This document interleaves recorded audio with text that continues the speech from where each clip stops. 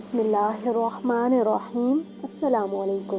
حضرت انس بن مالک رضی اللہ عنہ فرماتے ہیں، مجھے جس وقت حضور پاک صلی اللہ علیہ وآلہ وسلم کا آخری دیدار نصیب ہوا، یہ وہ وقت تھا جب آپ صلی اللہ علیہ وآلہ وسلم نے پیر کے دن گھر کا پردہ اٹھایا۔ میں نے آپ صلی اللہ علیہ وآلہ وسلم کا چہرہ مبارک دیکھا تو قرآن کریم کے نورانی ورق کی طرح چمک رہا تھا۔ لوگ اس وقت ابو بکر صدیق علیہ السلام کے پیچھے نماز ادا کر رہے تھے تو آپ صلی اللہ علیہ وآلہ وسلم کو دیکھ کر پیچھے ہٹنے لگے تو آپ صلی اللہ علیہ وآلہ وسلم نے لوگوں کو اپنی جگہ پر کھڑے رہنے کا اشارہ فرمایا۔ پھر آپ صلی اللہ علیہ وآلہ وسلم نے پردہ گرا دیا۔ آپ صلی اللہ علیہ وآلہ وسلم کا وصال مبارک ہو گیا۔ حضرت ام المومنین حضرت عائشہ رضی اللہ عنہا فرماتی ہیں، حضور پاک صلی اللہ علیہ وآلہ وسلم کی وفات کے وقت میں نے آپ صلی اللہ علیہ وآلہ وسلم کو اپنے سینے پر سہارا دیا ہوا تھا۔ آپ صلی اللہ علیہ وآلہ وسلم نے پیشاب کرنے کے لیے دشک منگوایا، اس میں پیشاب مبارک فرمایا اور اس کے بعد آپ کی وفات ہو گئی۔ حضرت ام المومنین حضرت عائشہ رضی اللہ عنہا فرماتی ہیں کہ میں نے آپ صلی اللہ علیہ وآلہ وسلم کی وفات کے وقت آپ صلی اللہ علیہ وآلہ وسلم کو دیکھا کہ آپ کے قریب پانی کا پیالہ رکھا ہوا تھا۔ آپ صلی اللہ علیہ وآلہ وسلم اس پیالے میں اپنے ہاتھ مبارک ڈالتے اور چہرے مبارک پر پھیرتے اور ساتھ یہ دعا فرماتے، اے اللہ موت کی سختیوں سے میری مدد فرما۔ دوستو، جب کوئی تکلیف آتی ہے تو اکثر لوگ بھٹک جاتے ہیں، تکلیف کا رونا روتے ہیں اور اللہ تعالیٰ کے ذکر سے محروم ہو جاتے ہیں۔ اس مشکل وقت میں آپ صلی اللہ علیہ وآلہ وسلم نے امت کو یہ دعا مانگ کر تعلیم دی ہے کہ موت کے مشکل ترین وقت میں بھی توجہ اللہ تعالیٰ کی طرف رکھنی چاہیے۔ حضرت عائشہ رضی اللہ عنہا فرماتی ہیں کہ موت کے وقت آپ صلی اللہ علیہ وآلہ وسلم پر جو سختی تھی اس کو دیکھ کر اب مجھے کسی شخص کی مرض الموت میں تکلیف نہ ہونے پر رشک نہیں ہوتا۔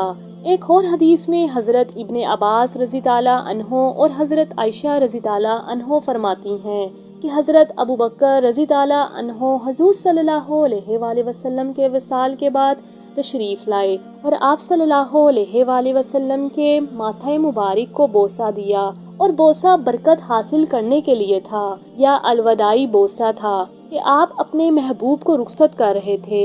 ان روایات سے معلوم ہوا کہ اپنے کسی عزیز کے فوت ہونے پر بوسہ دینا جائز ہے، بلکہ سنت سے ثابت ہے، کیونکہ حضور صلی اللہ علیہ وآلہ وسلم نے بھی حضرت عثمان رضی اللہ عنہ کو وفات کے بعد بوسہ دیا تھا۔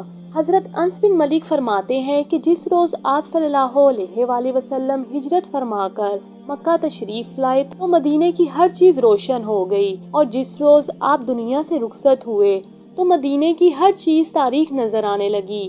ہم نے ابھی آپ صلی اللہ علیہ وآلہ وسلم کو دفن کرنے کے بعد قبر کی مٹی سے ہاتھ ہی جھاڑے کہ ہم نے اپنے دلوں میں تبدیلی محسوس کی۔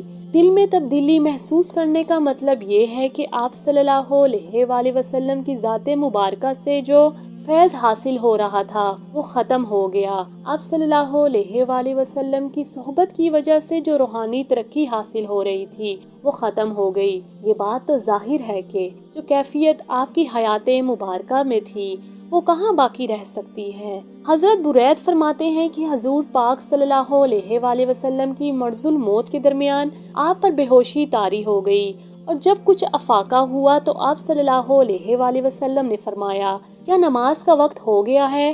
صحابہ کرام اجمعین نے عرض کیا، جی ہاں۔ آپ صلی اللہ علیہ وآلہ وسلم نے فرمایا، بلال سے کہو اذان دے اور ابو بکر سے کہو لوگوں کو نماز پڑھائے۔ اس کے بعد پھر آپ پر بے ہوشی طاری ہو گئی، اور جب کچھ افاقہ ہوا تو کہا، بلال سے کہو اذان کروائے اور ابو بکر سے کہو کہ لوگوں کو نماز پڑھوائے۔ اور پھر آپ صلی اللہ علیہ وآلہ وسلم نے یہ بھی فرمایا، تم تو حضرت یوسف علیہ السلام کی عورتوں کی طرح ہو۔ حضرت بلال علیہ السلام نے اذان اور ابو بکر علیہ السلام نے لوگوں کو نماز پڑھوائی۔ پھر کچھ افاقہ ہوا تو کہا، کوئی مجھے سہارا دے کر مسجد لے جانے والا ہے؟ چنانچہ حضرت بریرہ باندی اور ایک اور دوسرا شخص آیا اور حضور صلی اللہ علیہ وآلہ وسلم نے دونوں کندھوں کا سہارا لیا اور مسجد تک تشریف لے گئے۔ اور پھر جب حضرت ابو بکر رضی اللہ عنہ نے آپ کو آتے دیکھا تو پیچھے ہٹنے کا ارادہ فرمایا تو آپ نے اشارہ فرمایا کہ اپنی جگہ پر ثابت قدم رہیں، یہاں تک کہ حضرت ابوبکر رضی تعالیٰ عنہ نے نماز مکمل کروائی اور اسی روز آپ کا انتقال ہو گیا۔ پھر لوگوں نے پوچھا کیا آپ صلی اللہ علیہ وآلہ وسلم وفات پا گئے ہیں؟ تو انہوں نے جواب دیا جی ہاں۔ اور پھر کچھ لوگوں کو یقین ہو گیا اور پھر لوگوں نے پوچھا کہ ہم اللہ کے رسول کا جنازہ بھی پڑھیں گے؟ تو انہوں نے جواب دیا ہاں۔ لوگوں نے پوچھا جنازہ کہاں پڑھیں؟ تو جواب دیا ایک جماعت حجرے کے اندر جائے اور وہ تکبیر پڑھے اور حضور صلی اللہ علیہ وآلہ وسلم پر درود بھیجے۔ تو لوگوں نے پوچھا کہ آپ صلی اللہ علیہ وآلہ وسلم کو دفن بھی کیا جائے گا؟ تو کہا جی ہاں۔ تو کہا کس جگہ پر؟ تو جواب دیا جس جگہ آپ فوت ہوئے، اس لیے کہ آپ صلی اللہ علیہ وآلہ وسلم کی روح مبارک اللہ تعالیٰ نے اس جگہ پر قبض فرمائی ہے جو جگہ اللہ کو پسند ہے۔ اور تمام صحابہ کو یقین ہو گیا کہ حضرت ابوبکر رضی تعالیٰ عنہ نے تمام امور میں صحیح رہنمائی فرمائی ہے۔